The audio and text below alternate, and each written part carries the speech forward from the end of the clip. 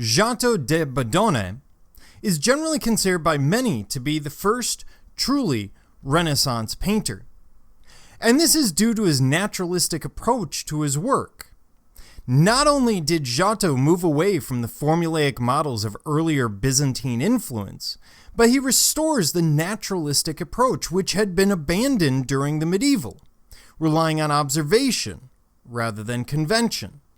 So what he's going to do, as we see in this comparison, Giotto on the right, the medieval on the left, is he actually looks at people. He's not creating forms because he knows there's a head and a hand and a lot of fabric, as we've heard before, but rather he's going to actually look at those forms, look at people wearing those clothes. So we get a sense of the body underneath, we get a sense of realism to it.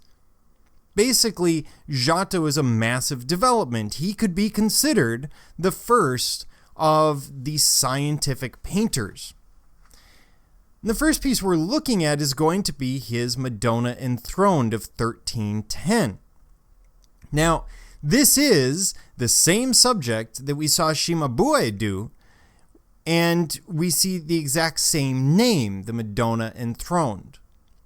In this case, and Giotto is on the right, Cimabue on the left, the slender virgin is replaced with a weighty female figure. She has a sense of mass. It looks like you could reach in and actually grab Giotto's figure and pull her out of the image.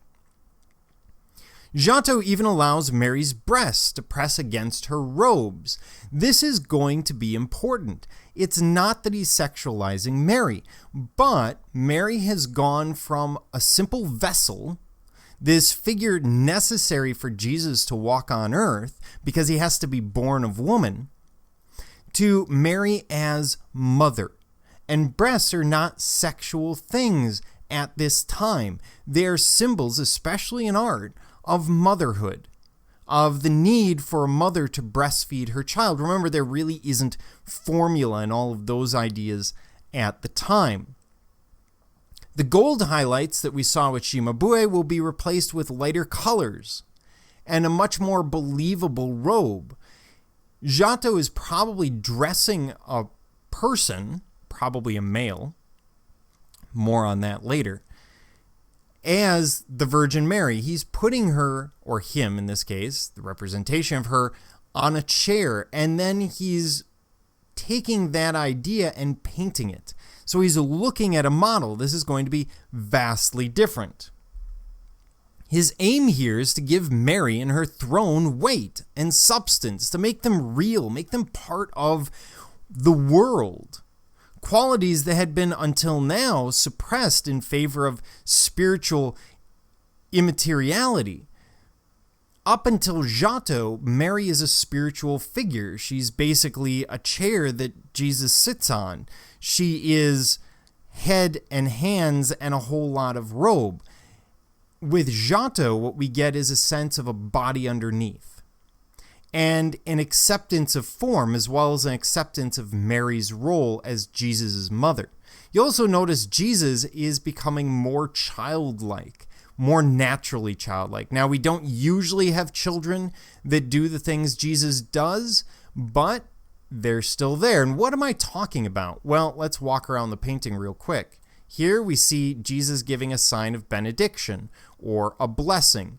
Here, and it's a small scrap of paper, he's holding scripture. Although a small scripture, because of course, very young children don't carry entire copies of the Bible. When you look at the figures in the background, they become particularly interesting because he's starting to overlap them. Now at Cimabue, what you had was angels whose heads seemed to stack one on top of the other to give a sense of who's in the background and who's in the foreground. But of course, we don't do that naturally. Instead, we get this idea of the ground falling back and halos naturally blocking people. And yes, I just said halos naturally blocking. It's kind of an odd sentence, but we get it in the early Renaissance. Yet at the same time, he's continuing that Italo-Byzantine style with the gold background and with these very simple figures, although much more realistic than what we saw from Cimabue. The throne itself is far more detailed. So we have this arch over the top, the point over the top. We have sides to it. We get a sense of depth, of weight, even of material. You could imagine this being stone and wood, or wood painted as stone. It just has that sense, especially from the thinness of many of the members that are added to it.